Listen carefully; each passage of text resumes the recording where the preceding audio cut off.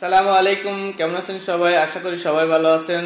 যে উদ্দেশ্যে কথা বলার জন্য হাজির হয়েছি সেটা হচ্ছে ইলিয়াস হোসাইন যেভাবে আসিফ নজরুলকে বাসটা দিয়ে দিল, আমরা এটা কল্পনাও করি নাই। আসলে আমরা যারা সাধারণ দর্শক শ্রোতা তারা সবাই ধোঁয়াশার মধ্যে। আসলে কি হচ্ছে, আসিফ নজরুল কি যেগুলা ইলিয়াস হোসেন ক্লেম করছে সেগুলো আদৌ সত্য কিনা, আর যদি সত্য হয়ে থাকে তাহলে কিভাবে আসিফ নজরুল এখনো উপদেষ্টা হয়ে থাকতে পারে? এটা আমাদের সবারই কোশ্চেন। আসিফ নজরুল স্যারের সাথে আমাদের অনুরোধ, অবশ্যই তিনি তার বিষয়টা খোলাসা করবেন এবং যেটা জনকল্যাণমুখী যে কাজ সেটা আরো বেগবান করবেন। আমাদের যে এই গণবিপ্লব সেটা যেন কোনোভাবেই বেহাত না হয়ে যায়। আমাদের যেটা সাধারণ জনগণের চাওয়া পাওয়া সেটা কিন্তু এখনো আমরা সামনে কিছুই দেখি নাই। না দেখেছি দ্রব্যমূল্যের দাম কমতে, না দেখেছি আইন শৃঙ্খলা পরিস্থিতির উন্নতি হতে, না দেখেছি ট্রাফিক পরিস্থিতির উন্নতি হতে। তাই আসিফ নজরুল স্যার যেভাবে কাজ করছেন সেটা আমাদের কারোরই কাম্য নয়। তাদের উচিত যে আরো জনকল্যাণমুখী কাজগুলো করা এবং দেশের স্বার্থে জনগণের স্বার্থে কাজ করা।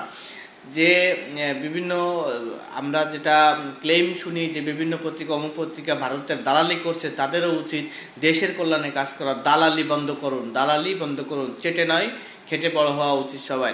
তো আমরা যেটা বলতে চাই, দেশের জনগণ যেটা চায় সেটা অনুসারে কাজ করুন। দেশের স্বাধীনতা সার্বভৌমত্বের প্রতি শ্রদ্ধা রেখে সবাই কাজ করুন। দেশের স্বাধীনতা অর্জন কিন্তু এমনি আসে নাই, তাদের অবদান কখনোই আমরা ফেলতে পারি না। যেসব মানুষ স্বাধীনতাকে অবহেলা করছেন, আমাদের যে মুক্তিযুদ্ধকে অবহেলা করছেন, সেটা কখনোই কাম্য নয়। মুক্তিযুদ্ধ হয়েছে বিধায় আমরা এই দেশে এসেছি। ঠিক তেমনি ভারতেরও উচিত আমাদেরকে প্রতিবেশী রাষ্ট্র হিসেবে গণ্য করা, তাদের কোনো রাজ্য সরকার হিসেবে গণ্য করা নয়। আমরা একটি স্বাধীন এবং সার্বভৌম রাষ্ট্র। তাদেরকে বলতে চাই আমরা একটি স্বাধীন এবং সার্বভৌম রাষ্ট্র, আমাদেরকে সেভাবে ট্রিট করা হোক।